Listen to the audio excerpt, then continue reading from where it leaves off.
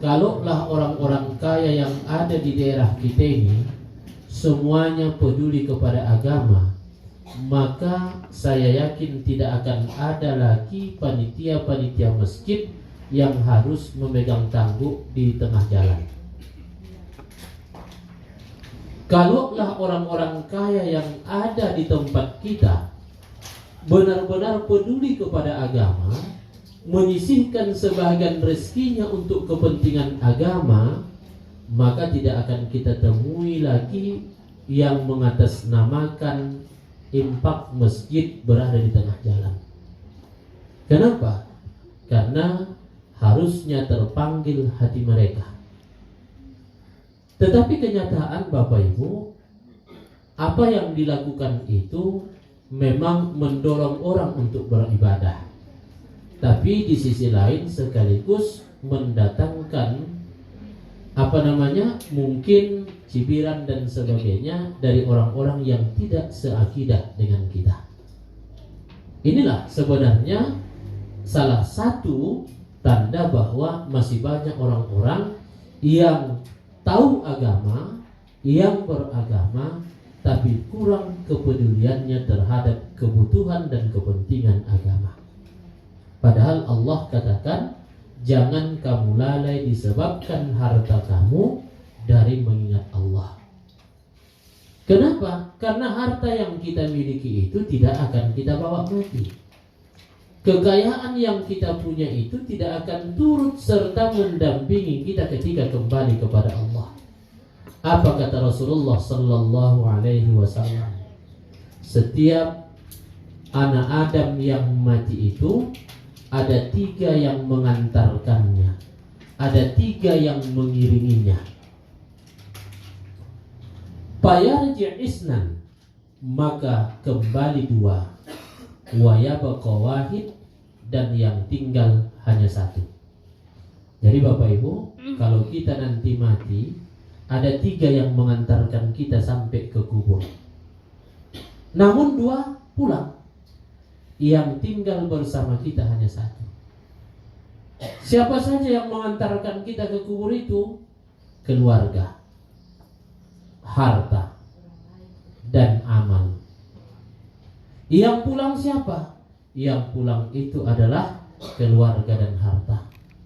Yang tinggal itulah amal. Jadi Bapak Ibu, lepas dari rumah.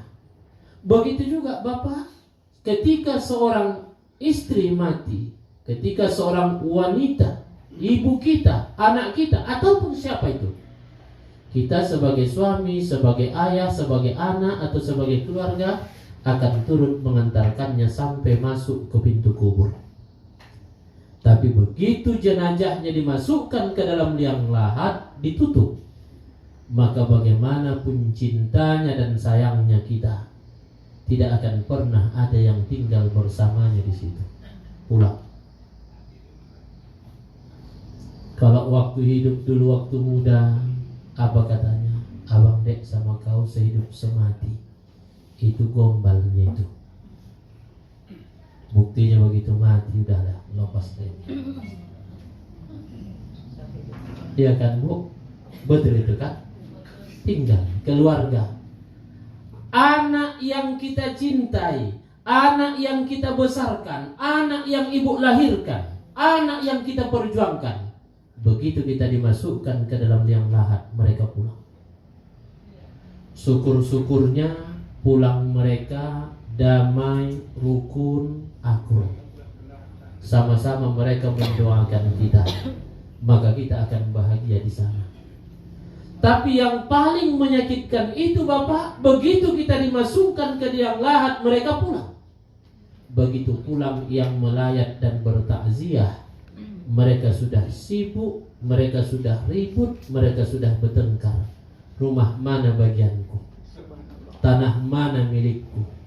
Kau dulu yang paling disayangi mama, maka ini tidak berhak kau lagi.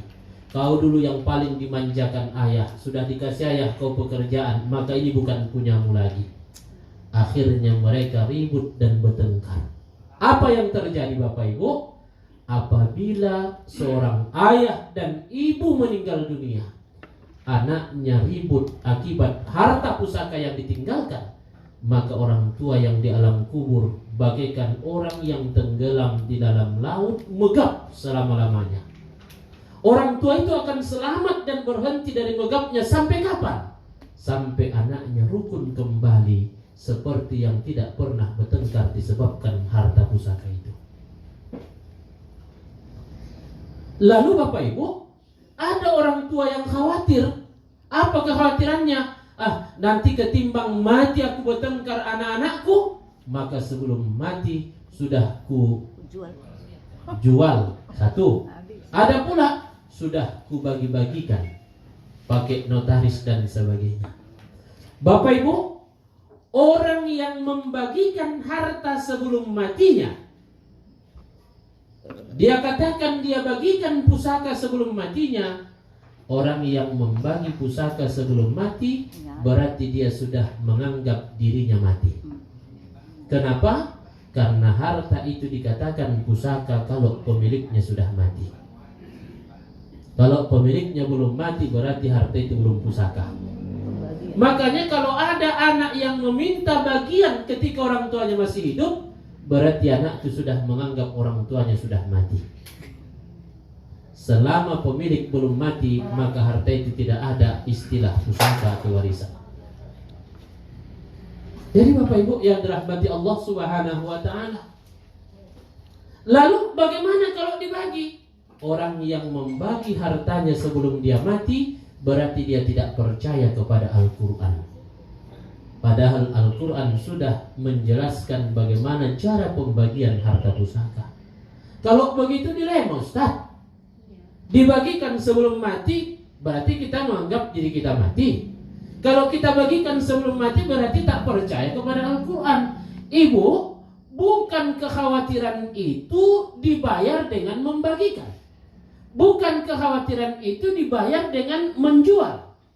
Tapi kekhawatiran itu harus diselesaikan dengan membimbing anak-anak kita itu tentang hukum agama. Bagaimana caranya? Kumpulkan mereka di kala kita hidup. Panggil orang yang bisa menasihatkan kepada mereka bagaimana cara membagi harta pusaka yang benar. Makanya apa kata Rasulullah sallallahu alaihi wasallam? Hassinu amwalakum bizzakah wadahu mardakum bissadaqah. Bentengi harta kamu dengan zakat, kata Rasulullah, dan obati penyakit kamu dengan bersedekah. Apa maknanya bentengi harta kamu dengan zakat? Orang yang waktu hidupnya hartanya dizakatinya dengan benar, maka di saat dia mati harta itu tidak akan menimbulkan malapetaka buat anak dan ahli warisnya. Tapi orang-orang yang Allah berikan kepadanya harta yang banyak, namun tidak diberikan dan dikeluarkan zakat dengan benar, maka ketika dia mati, harta itu akan menimbulkan huru-hara di tengah-tengah ahli waris dan keluarganya.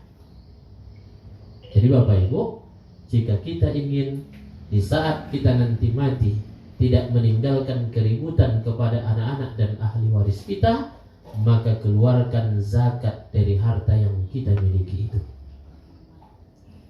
Bapak Ibu yang dirahmati Allah, saya ada jamaah yang cerita begini.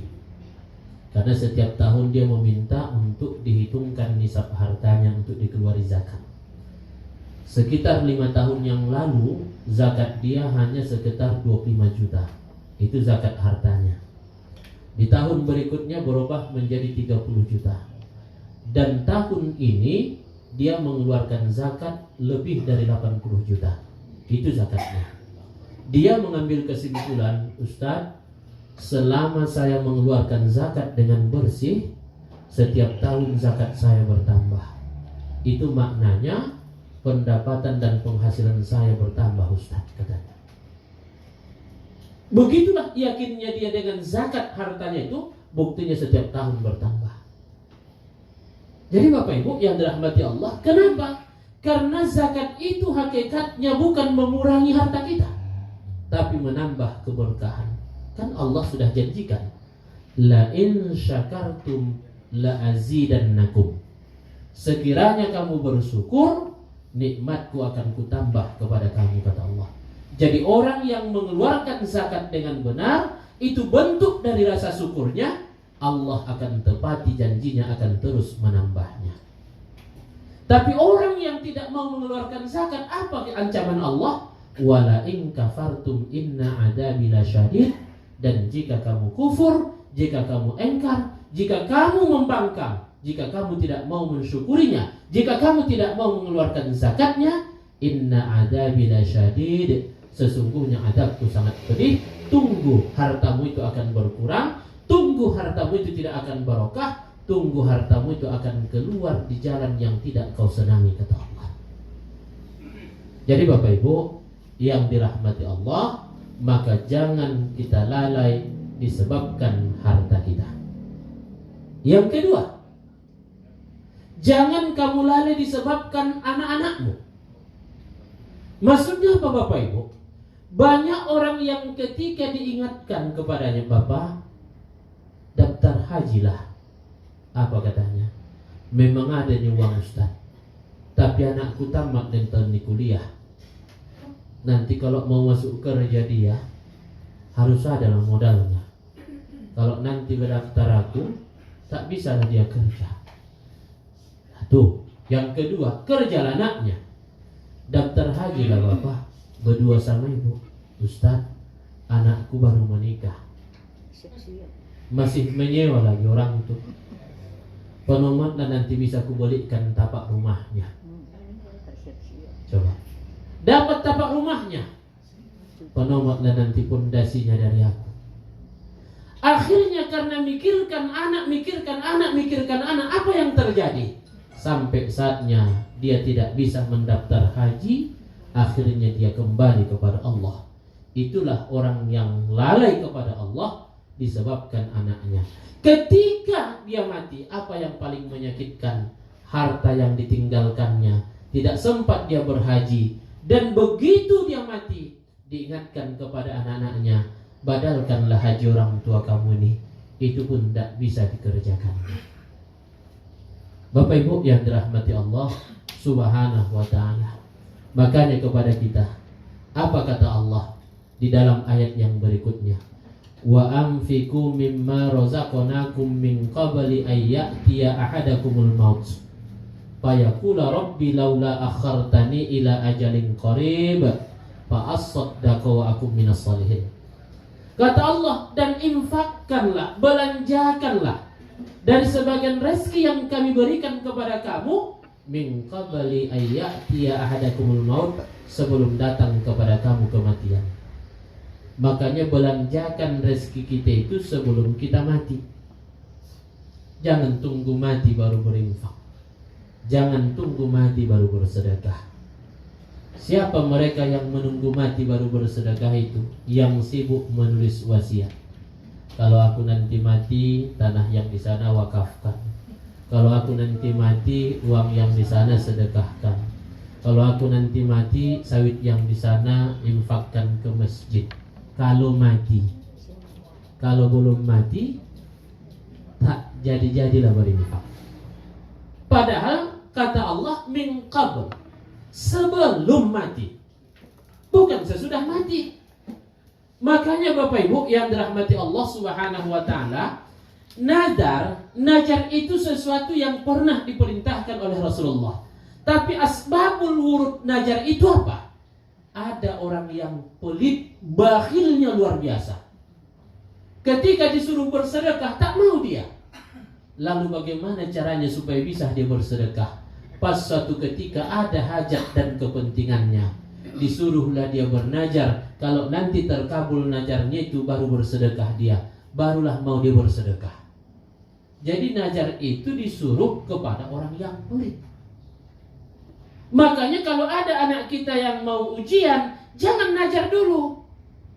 Nanti kalau lulus anakku baru aku begini. Itu bagi orang pelit.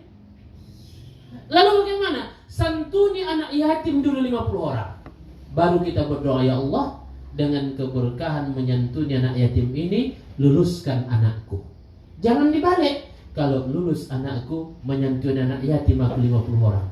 Tanpa kita sadari sebenarnya itu ngancam Allahnya itu. Tuhan, luluskan anakku. Kalau lulus anakku aku nyantuni yatim. Kalau tidak, tak aku nyantuni yatim. Itu kan ngancam Allah hakikatnya itu. Cuma bahasanya halus. Ya Allah, kalau lulus anakku aku bersedekah, kalau lulus anakku aku begini, aku puasa. Berarti Allah menjawab, rupanya kalau tak sampai hajatmu itu tak maulah kau puasa rupanya kata Tuhan. Makanya najar itu sebenarnya itu orang-orang yang pelit itu. Jadi orang-orang yang hanya banyak belajar itu yang pelit-pelit itu. Jadi Bapak Ibu yang dirahmati Allah Subhanahu wa ta'ala, makanya kita amalkan baru berdoa. Jangan minta dulu. Kenapa? Lihat di dalam surah Al-Fatihah yang minimal 17 kali kita baca dalam sehari semalam. Iyyaka na'budu wa iyyaka nasta'in. Hanya kepadamu ya Allah kami beribadah dan kepadamu kami minta. Ibadah dulu baru minta. Jadi orang yang bernajar itu minta dulu baru ibadah, kan kebalik dia. Jadi Bapak Ibu yang lewat-lewat sudah itu. Cuma ke depan yang kita perbaiki. Ke depan yang kita perbaiki. Kalau ke belakang tidak bisa kita putar ulang lagi waktu itu. Jadi Bapak Ibu yang dirahmati Allah Subhanahu wa ta'ala, silakan kita berikan kebutuhan anak-anak kita, tapi jangan berlebihan yang menyebabkan kita jauh dari Allah Subhanahu wa ta'ala. Bapak Ibu, harta itu adalah amanah. Anak itu juga adalah amanah. Ketika kita laksanakan amanah itu dan kita jaga dengan baik, berarti kita orang yang patuh kepada Allah. Tapi ketika amanah itu yang membuat kita semakin jauh kepada Allah, berarti amanah itu telah merusak hubungan kita dengan Allah Subhanahu wa ta'ala. Makanya kata Allah, siapa yang berbuat seperti itu, faulaika humul khasirun, mereka itulah orang-orang yang merugi. Itu yang pertama. Kemudian yang kedua Bapak Ibu, bagi kita yang hadir ini, di usia kita ini, saya lihat rata-rata sudah di atas 35 tahun ini. Ada yang 35 lewat 30, ada yang 35 lewat 20, ya kan? Tapi yang pasti di atas 35 tahun. Maksudnya apa Bapak Ibu? Kita ini sudah bisalah kita kurang-kurangi syahwat dunia kita.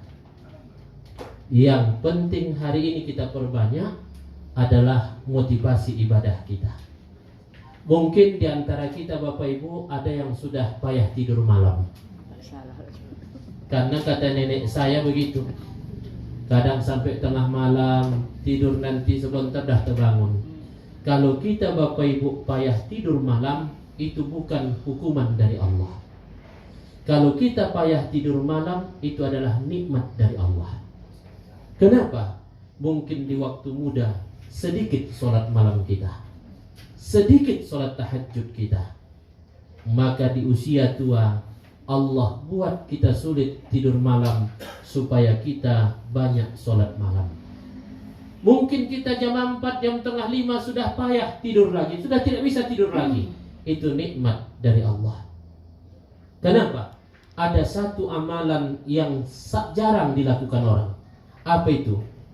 Istighfar antara sholat malam dengan sholat subuh. Wabil asharihum yastaghfirun, kata Allah.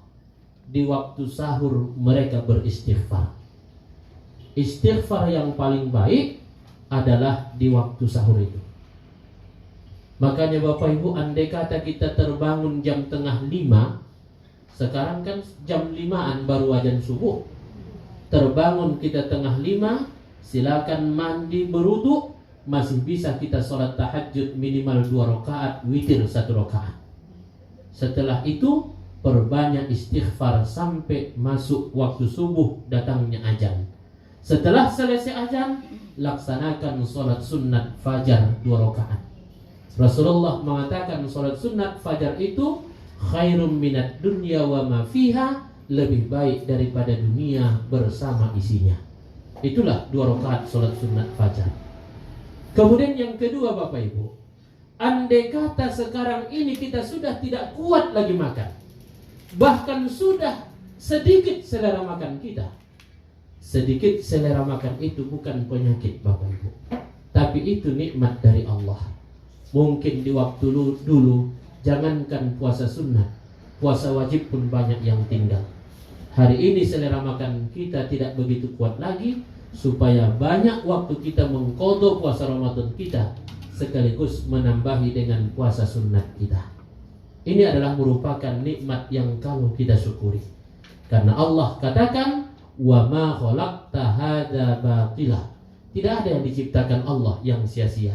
Berarti apa yang Allah berikan kepada kita pasti ada hikmah yang baik di dalamnya.